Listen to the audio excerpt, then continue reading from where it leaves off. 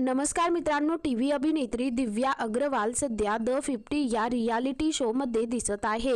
या शो मध्ये झालेल्या भांडणादरम्यान दिव्याची मैत्रीण असं काही बोलून गेली की ज्याची खूपच चर्चा झाली। दिव्या आता तिच्या पती बरोबर राहत नाही असं भव्याने म्हटलं होतं। तसेच तिने दिव्याला गोल्ड डिगर देखील म्हटलं होतं। या संपूर्ण प्रकरणानंतर दिव्याचा पती अपूर्व पाडगावकर याने केलेल्या एका पोस्टने लक्ष वेधून घेतलं आहे।